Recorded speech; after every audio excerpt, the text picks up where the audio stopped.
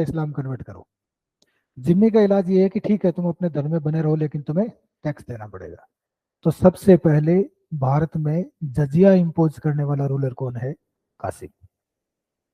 ठीक है, सबसे पहले जजिया किसने इंपोज किया है? कासिम ने, मोहम्मद बिन कासिम ने। और इन्होंने यहाँ के जो नॉन इस्लामिक पीपल थे उनको क्या कंसिडर किया? जिम्मी। ठीक है, और जिम्मी का मतलब समझ में आ गया क्या होता है। यहाँ पर इसने एक मकतब भी बनाया। मकतब जानते हो? नहीं जानते ना। मकतब, मकबरा तो अलग चीज है। अली बे से पढ़े कहाँ? मदरसे में पढ़ते हैं ना। मदरसे का भी बहुत छोटा रूप। ठीक है, जैसे अपन नर्सरी नहीं कहते, तो बहुत इनिशियल लेवल की स्कूल, वो उसने स्टेब्लिश किया पे। और क्या नाम है उसका? मकतब। ठीक है, क्योंकि मेन टारगेट क्या था? इस्लाम को एक्सपांड करना। ठीक है, धन लेना, साम्राज्य स्थापित करना, यही तो कारण थे। तो अगर आप इस्लाम को एक्सपेंड करना चाहोगे तो दो तरीके हैं। एक तो तलवार रख दो गर्दन पे, दूसरा इस्लाम को समझाओ, सिखाओ, पढ़ाओ। तब लोगों के समझ में आएगा कि यार ये बेटर चीज है और वो उसको एक्सेप्ट कर लेगा। दो ही तो तरीके होते हैं किसी काम को करवाने के, या तो उसको ताकत से करवा लो या उसको समझा के करवा लो। इसने दोनों ही तरीके अपनाए। ठीक है, तो ये मकतब की स्थापना का उद्देश्य ये था। क्योंकि इस्लाम को कब समझोगे आप? जब उसकी बेसिक शिक्षा लोगे, तभी तो समझोगे। और उसके लिए उसने इसकी स्थापना की थी। ठीक है, फिर मैंने आपको बताया था कि कासिम को तो उसने बुला लिया एक तरीके से। फिर सिंध का जो गवर्नर बनाया वो बनाया याजिद को। कासिम की डेथ के बाद सिंध का गवर्नर किसको बनाया? ये सारा लिखा हुआ है, सब कुछ लिखा हुआ है। ठीक है ना, आपको तो बस याद रखना है इनको। और याद भी नहीं करना है, दो चार बार रिवाइज करना है। और ये सारी जो हम कहानी पढ़ रहे हैं, इसका सोर्स क्या है? चचनामा। ठीक है, चचनामा एक बुक है, वहां से हमने ये चीजें ली है। इसके अलावा इसका सोर्स क्या है? The caliphs last heritage. दो किताबें हैं जहां से हमने इसका सोर्स लिया है। ये भी लिखा हुआ है, ये भी लिखा हुआ है। ठीक है, एच जी वेल्स, उसने किताब लिखी थी द खलीफाज लास्ट हेरिटेज। और चचनामा लिखी थी अली अहमद ने। ठीक है ना, ये हुआ आपके पहला इस्लामिक रिवीजन। अब इसमें बहुत सारे तो नहीं, पांच सात फैक्ट आपको और मिलेंगे। वो आप जब डिटेल बुक में पढ़ोगे तो आपको मिल जाएंगे। ठीक है, तो पहला आक्रमण तो हुआ अरब आक्रमण। अरबों के बाद में किस तरह के मुसलमानों ने भारत पे आक्रमण किया? कल बात हुई थी ना, टर्किश। दूसरा कौन सा होता है? टर्किश, तुर्की आक्रमण। टर्किश में जो सबसे पहला इन्वेजन होता है वो होता है महमूद गजनवी का। किसका होता है? महमूद गजनवी का। अब हाँ, गजनी जगह का नाम था अफगानिस्तान के पास। गजनी का जो रूलर था वो गजनवी। ठीक है, और महमूद गजनवी का क्या मतलब हो गया? गजनवी का मोहम्मद। Mohammad means prophet. ठीक है, तो गजनी का प्रोफेट महमूद गजनवी। उसने अपने आप को, अरे ऐसे नहीं बोल सकते ये तो हमारी गली का सचिन तेंदुलकर है, तो सचिन तेंदुलकर थोड़ी है। ऐसे ही वो गजनी का क्या है? मोहम्मद है, तो नाम क्या पड़ गया? महमूद गजनवी। ठीक है, अब आपसे सवाल ये पूछ लिया जाए कि निम्न में से कौन, which of the following is Arab invader? Option में दे दिया एम के बी, मोहम्मद बिन कासिम, महमूद गजनवी, और दे दिया मोहम्मद गोरी, और दे दिया बाबर। अब बच्चे देखेंगे सारे के सारे मुसलमान, ये तो सारे ही हैं। अब सब मुसलमानों को अरबी मान लेते हैं। यहाँ अरब इन्वेडर एक ही है, कासिम। ठीक है, इसके अलावा बाकी एक मुगल है, और बाकी जो दो बच गए वो तुर्क है। ठीक है, ये थोड़ा आपको दिमाग में आना चाहिए। एक छोटे बच्चे से ज्यादा आप पढ़ो तो हिस्ट्री तो चेंज थोड़ी होती है। आप 5वीं में पढ़ोगे तो ही वही अकबर बाबर है, आप 10वीं में पढ़ोगे फिर वही अकबर बाबर है, ग्रेजुएशन में पढ़ोगे फिर वही अकबर बाबर है। चेंज थोड़ी होता है, बस थोड़ी समझ डेवलप होती जाती है उनमें, आप डिफ्रेंशिएट करते जाते हैं। जैसे एक छोटा बच्चा होता है, उसको अपन बता देते हैं कि ये जो उड़ रहा है ये चिड़िया है। अब कौवा भी उड़ रहा है तो वो क्या कहेगा, पापा चिड़िया। ठीक है, कोई और पक्षी भी उड़ रहा है तो क्या कहेगा, पापा चिड़िया। फिर वो धीरे धीरे बड़ा होता है, फिर उसे पता चलता है कि सब उड़ने वाली चिड़िया नहीं है, कोई कौवा भी है, कोई चिड़िया भी है, कोई कबूतर भी है ना। लेकिन बच्चे के लिए तो सभी चिड़िया है। तो अभी सारे मुसलमान चिड़िया नहीं है, ठीक है, अलग अलग है। इसके बाद में टर्किश इन्वेजन होता है, और टर्किश के अंदर सबसे पहला किसका होता है, महमूद गजनवी का। महमूद गजनवी का मैंने मतलब बता ही दिया, गजनी एक जगह का नाम है। एक्चुअली ये लोग क्या थे, ये लोग पहले बौद्ध रिलीजन है उसके नजदीक थे। ये एक ट्राइब थी जिनका मेन काम था पशुपालन करना, ठीक है, और हथियार बनाना, ये इनका काम था। इनके ऊपर पहले इस्लाम ने अटैक किया। मैंने पहले ही कहा था अफगानिस्तान मारा जाएगा हर बार, जितने भी बार भारत पे अटैक होगा तो मान के चलो कि अफगानिस्तान पे तो हो ही रहा है, क्योंकि उसी रास्ते से आ रहे। ठीक है, तो इससे पहले कासिम ने 712 में अटैक किया है, गजनी ने अटैक किया 1001 में। कितना डिफरेंस। तो इन 3 सालों में अफगानिस्तान को छोड़ दिए, छोड़ थोड़ी दिया होगा उन्होंने, उनका भी तो नंबर आएगा। तो देखिए आपने पंकज त्रिपाठी की एक वेब सीरीज है मिर्जापुर, उसमें एक रतिशंकर शुक्ला होता है, वो कहता है सब पे ले जाएंगे। ठीक है, तो अफगानिस्तान के साथ यही होता है, वो रतिशंकर शुक्ला है।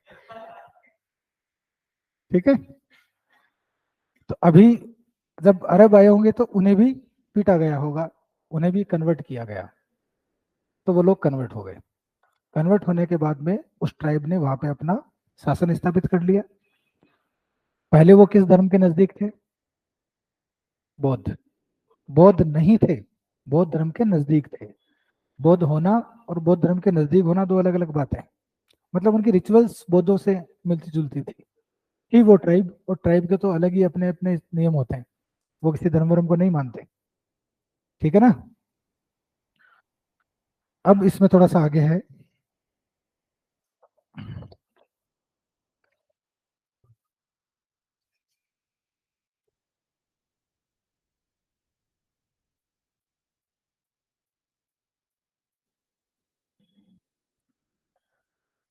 एक और फैक्ट है जिस पे बहस होती है, उसका थोड़ा सा ध्यान रखना। आपको पता है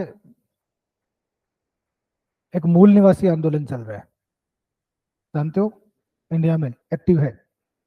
क्या है ये आर्यंस और जो द्रविड़ हैं उनके बीच की लड़ाई है। हमने पहले ही पढ़ा था कि द्रविड़ आर्यों से पहले आ चुके थे, पढ़ा था ना। तो वो ये कहते हैं कि ये हमारा देश है, तुम बाहर से आए हो, और तुम आके तुम सुपीरियर हो गए, सारे संसाधन तुमने अपने कब्जे में कर लिए और हमें स्लेव जैसा बना दिया, तो तुम बाहर निकलो, हम हैं यहाँ के निवासी, हम रहेंगे। ये एक थियरी है। तो इसमें जितने भी जो दलित लोग हैं वो सारे अपने आप को क्या मान रहे हैं, मूल निवासी मान रहे हैं। और जो सवर्ण जातियां हैं, एलिट क्लास है, वो अपने आप को क्या मान रहे हैं, आर्य मान रहे हैं। ठीक है। और एक भीमराव अंबेडकर हुए थे, वो दलितों के नेता थे। भीमराव अंबेडकर ने क्या किया, हिंदू धर्म की आलोचना भी की, मनुस्मृति को जलाया, और खुद ने कौन सा धर्म एक्सेप्ट कर लिया, बौद्ध धर्म। ठीक है, तो आपने ओ माई गॉड देखी है, ओ माई गॉड में वो खुद कहता है ना कि लोगों से उनके भगवान मत छीनना, वो तुम्हें अपना भगवान बना लेंगे। अंबेडकर ने यही गलती कर दी, लोगों से उनका धर्म छीन लिया, उन्हें ये बता दिया कि ये पाखंड है सब, चलो ये तो पाखंड है, इसको हटाओ, हम नया पाखंड ले आएंगे। तो वो अम्बेडकर को ही पूजना शुरू हो गए, उन्हीं को देवता बना लिया। ठीक है, उन्होंने समझा नहीं बौद्ध धर्म को, उन्होंने जस्ट नाम चेंज कर लिया। बाकी पाखंड वो के वो पूरे वो ही कर रहे हैं, कर रहे हैं नहीं कर रहे हैं सारे रिचुअल्स। भाई अंबेडकर ने कहा कि मूर्तियां मत पूजो, बुद्ध ने भी कहा कि मूर्तियां मत पूजो, और दुनिया इतनी स्मार्ट है कि बुद्ध की मूर्तियां बना दी और बढ़िया बेच रहे हैं, कमा रहे हैं, है ना। तो अंबेडकर के साथ भी तो यही हुआ है। तो एक, हालांकि कितना परफेक्ट है, ये किसकी रिसर्च है इसका आइडिया तो मेरे को नहीं है, लेकिन एक फैक्ट है कि कासिम की हेल्प एक बौद्ध भिक्षुक ने की थी वहां के एरिया को जानने के लिए। ठीक है ना। अब जो एलिट क्लास है वो आरोप लगाती है इन पे कि तुम चुप रहो, तुम तो वही हो ना जिसने कासिम की मदद की थी। होता है ना। अरे राजनीति में क्या होता है, अच्छाई को बुनाया जाता है, बुराई को गिनाया जाता है। तो जब भी कोई एलिट क्लास का आदमी आएगा और बौद्धों के खिलाफ आएगा तो वहां से वो मुर्दे उखाड़ के लाएगा कि देखो उस दिन तुम नहीं होते तो वो कासिम नहीं आता, ये सारा रायता ही तुमने फैलाया है, और तुम कह रहे हो हम श्रेष्ठ हैं। अरे भाई वो एक आदमी था, वो बौद्ध था, वो हिंदू भी हो सकता था, वो कोई और भी हो सकता था, उसकी कोई जाति नहीं है, वो गद्दार था। सीधी सीधी परिभाषा ये है। ठीक है ना। कोई किसी भी जाति का, वो लालची आदमी था। उसे बौद्ध कहना गलत बात है, उसे हिंदू कहना गलत बात है, उसे मुसलमान कहना गलत बात है। उसकी एक ही परिभाषा, और वो क्या है, वो या तो डरा हुआ आदमी था या वो लालची आदमी था जिसने कासिम की हेल्प की। तो ये डिबेट आएगी, आप टीवी में देखोगे तो। संबित पात्रा का तो फेवरेट है ये। हर 10 मिनट में याद कर लेता है इसको। ठीक है, ध्यान रखना इस चीज का। मतलब बह नहीं जाना है हमें, हमें पता होना चाहिए कि उसका मतलब क्या है। जो आर्य और द्रविड़ की जो लड़ाई है वो तो स्टेट्स के बीच में ना, जो नॉर्थ वाले हैं वो बोलते हैं आर्यन से, और जो साउथ वाले हैं वो अपने आप को द्रविडियन बोलते हैं। इसके बहुत पक्ष है। देखो इस कॉन्सेप्ट को ऐसे समझो कि ये हिंदुस्तान है, डिबेट करें कि हम पहले ही यहाँ रहते थे, आर्यंस आए और हमें मारा पीटा और हमें धकेल दिया यहाँ से, तो अब हम ऊपर तो जा नहीं सकते, ऊपर से तो वो खुद आ रहे हैं, तो हम कहाँ जाएंगे। हम यहाँ आ गए, हमें यहाँ कॉन्सेंट्रेट कर दिया, तो ये ऐसे बाइफर्केशन हो गया। बात तो मूल वही है ना। मूल निवासी का मतलब क्या है, जो शुरू से यहाँ रह रहे हैं। अब मजे की बात ये है कि द्रविड़ों से भी पहले भी तो दो आ चुके थे, तो मूल निवासी तो ये भी नहीं है। हाँ, कल को कोई अफ्रीका से खड़ा होगा, आ जाएगा कि तुम भी बाहर निकलो, तुमसे पहले तो हम आए थे। तो ये लॉजिकल चीजें नहीं है, ये लोगों को भटकाने की बातें हैं। बातें मत करो भाई, इधर ध्यान दे दो।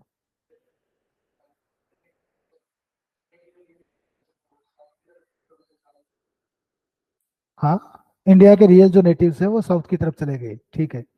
आगे। अरे रियल इंडियन कुछ नहीं होता यार, हर आदमी अफगान अफ्रीका से आया है। ठीक है। तुम अगर उन्हें रियल इंडियन कहोगे तो कल कोई नेग्रिटो उठ के आ जाएगा, वो कहेगा तुमसे भी पहले तो मैं आया था, निकलो बाहर। ये थोड़ी चलेगा। ये तो आपको लड़ाने के तरीके हैं कि जो लोग कम जानते हैं। और पढ़ाई किस लिए करते हैं, इसलिए तो करते हैं, रियल इंडियन कुछ नहीं होता। हम्म। तो उस डिबेट का अंत ऐसे ही हो सकता है, और कोई तरीका नहीं है इसका। कल को कोई और भी आएगा तो उनके लिए हम मूल निवासी हो जाएंगे, नहीं होंगे। ये चीजें हैं।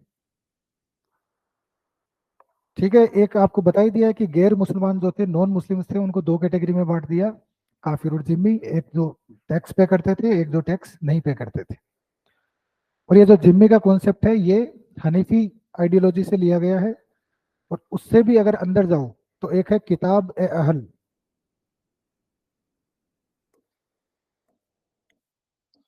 किताब ए अहल, ये एक यहूदी बुक है। जूस होते हैं ना, यहूदी, इजराइल वाले, उनकी किताब है ये। उस किताब में ऐसा कहा गया है कि जो यहूदी नहीं है उनको हम दो कैटेगरी में बांट सकते हैं। एक वो लोग जिनके पास में कोई पवित्र किताब हो, एक वो लोग जिनके पास में कोई पवित्र किताब नहीं हो। तो जिनके पास में पवित्र किताब है उन्हें हम कहेंगे जिम्मी, जिनके पास कोई पवित्र किताब नहीं है वो है काफिर। तो हनीफी से भी डीप जाओगे तो ये बाइफरकेशन यहाँ पर है, ठीक है। और क्या बेस है उनका? किताब होना, पवित्र किताब। बताया था ना, धर्म की परिभाषा बताई थी, धर्म में एक पवित्र किताब का होना इसेंशियल है। तो जिनकी कोई किताब है वो क्या है? जिम्मी है।